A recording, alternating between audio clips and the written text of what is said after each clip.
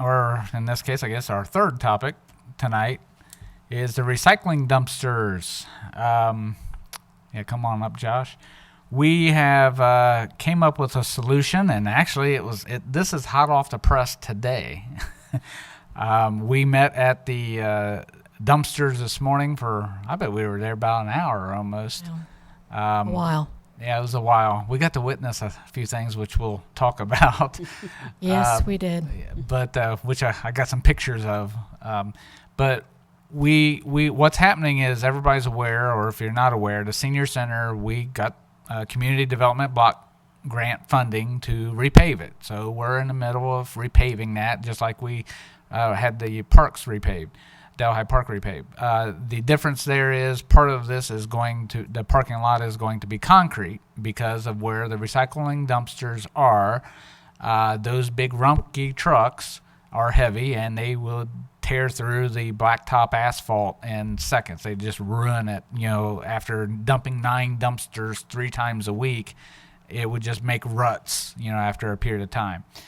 So we're doing concrete that will support the trucks there as part of the project. Well, in doing concrete, we all know concrete has to cure. It's not just an overnight thing and ready to put them back on it the next day. So temporarily, I believe it's going to be next week.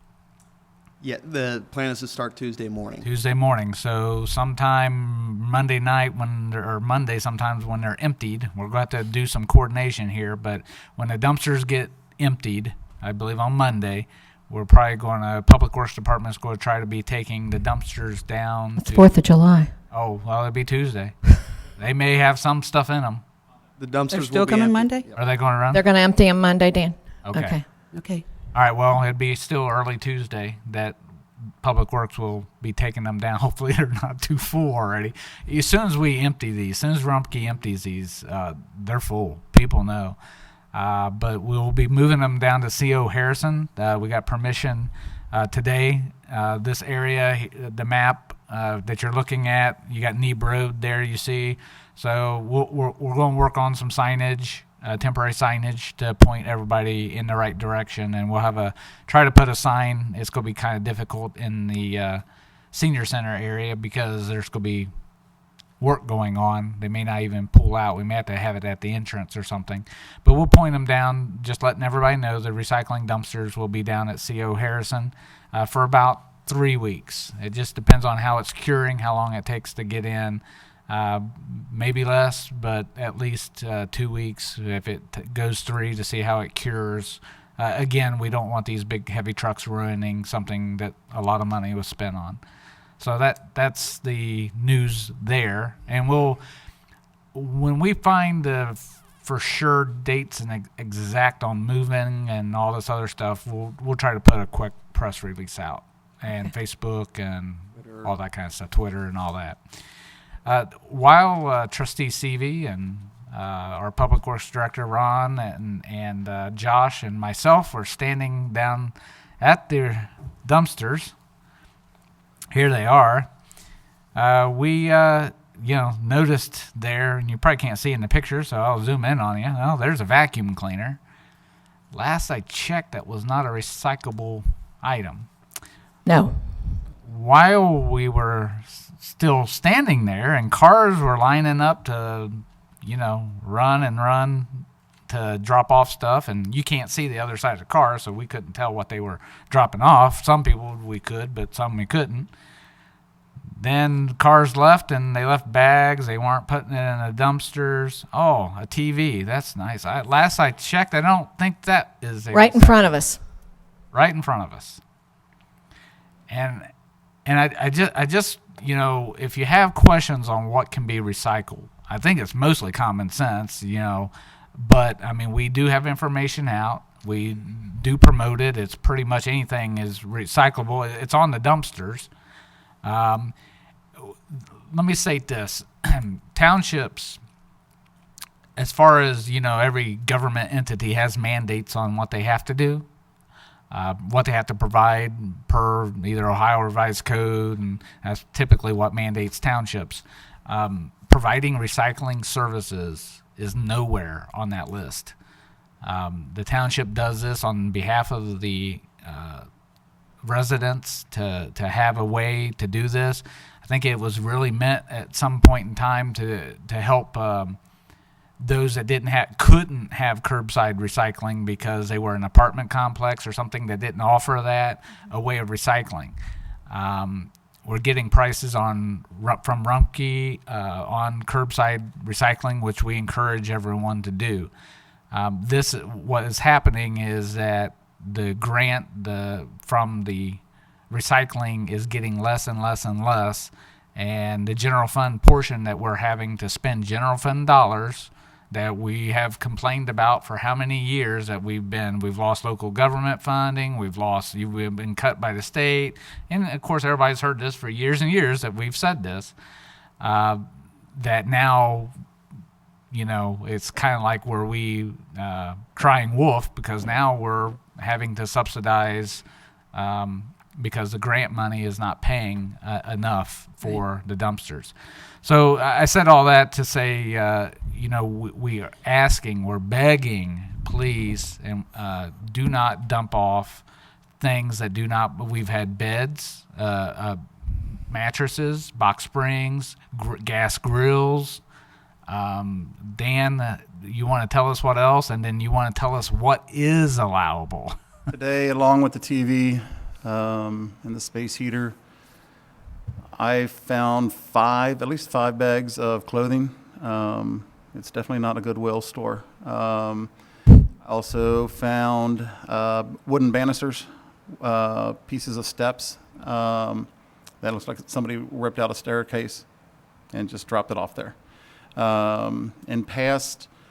It's probably 3 weeks ago, on a Sunday, I actually filled up the Public Works dumpster with unrecyclable material that people just dropped off. That included a toilet. I think at the last meeting we showed the pictures of those, and various other things that, unfortunately, and this is not just in Delhi. Unfortunately, this is happening. It seems to be happening everywhere. As you alluded to, it's a service that we provide, and people are starting to abuse it too much. We have not. If we start if Rumpke starts receiving a lot of unrecyclable materials in their dumpsters, we do get notified, and if it continues, we do get charged extra. We have not been to that point yet where we've had notification, so we are not crossing their line, but I think it's getting very close. The bags of clothing that were inside the dumpsters today, I happened to catch them before I started compacting them. If I would have compacted them, they would have gone through, and they would have gone down to the recycling center. And it's noted of where each garbage dumpster is. It's posted right there. Yeah, that's what I'm trying to spit out. It won't come out. And as Mr. Landrum alluded to, it is definitely on each dumpster what is recyclable, what is not recyclable. We have signs down there also posted that's what's recyclable, what is not. It's all over the website.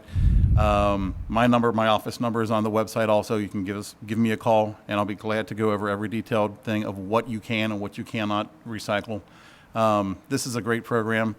Yes, our recycling grant numbers are going down, but we are working closely with Hamilton County trying to get the numbers to change as other communities are looking into different ways of recycling, and they've increased their recycling numbers.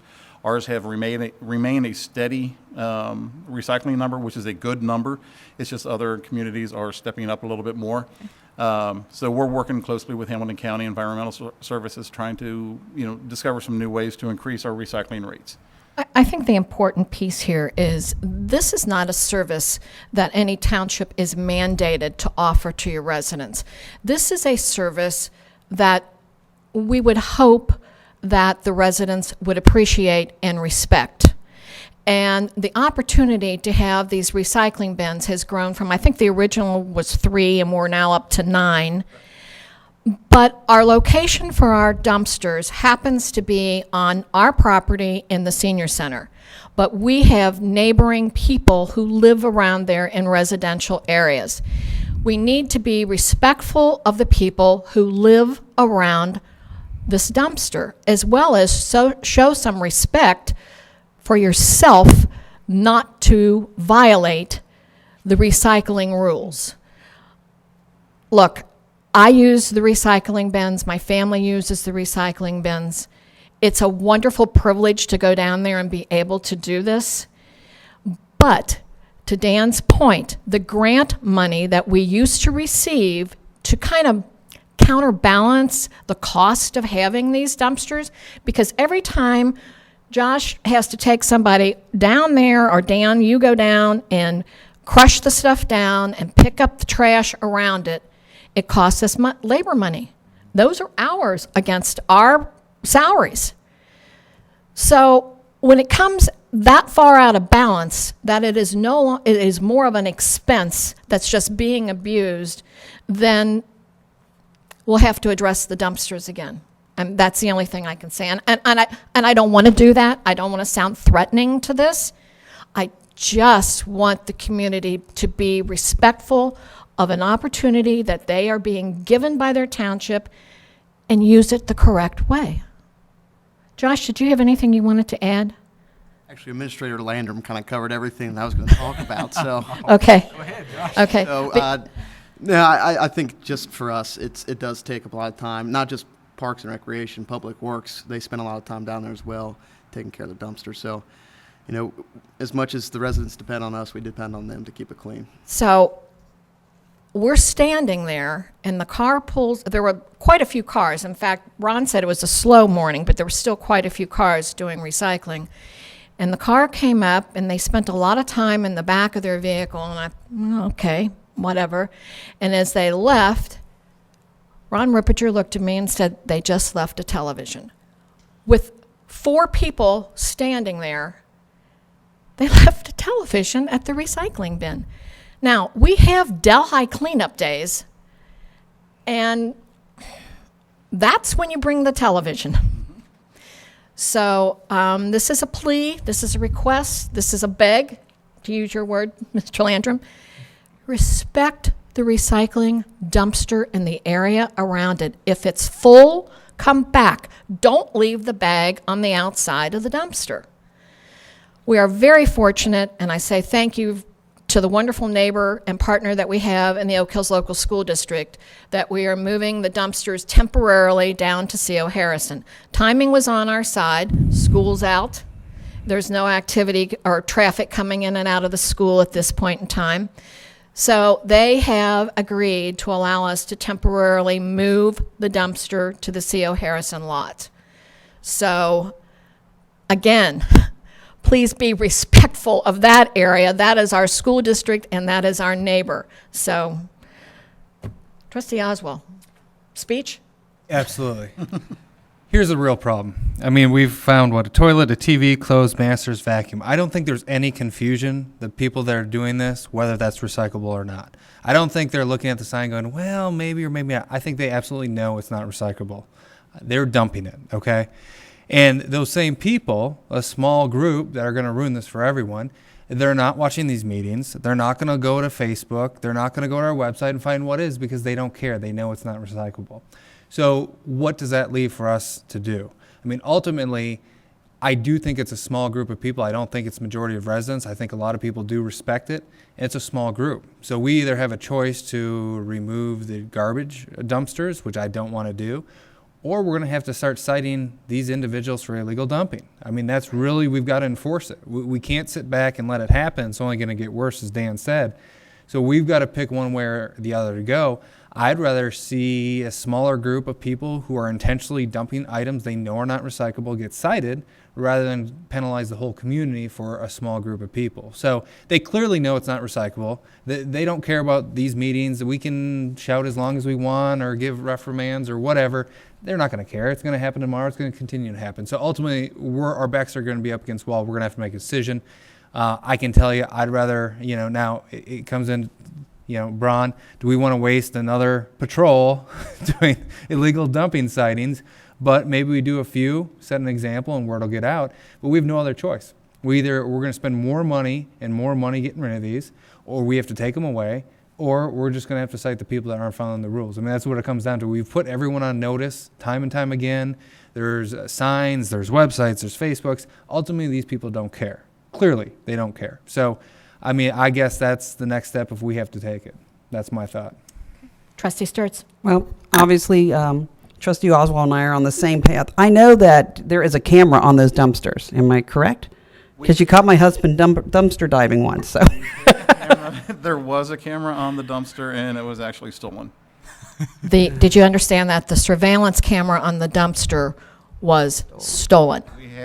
We viewed somebody actually dumping something in the dumpster, and he kept looking up, and the next, all of a sudden, we saw just his eyes. He put a shirt over his face and stole the camera.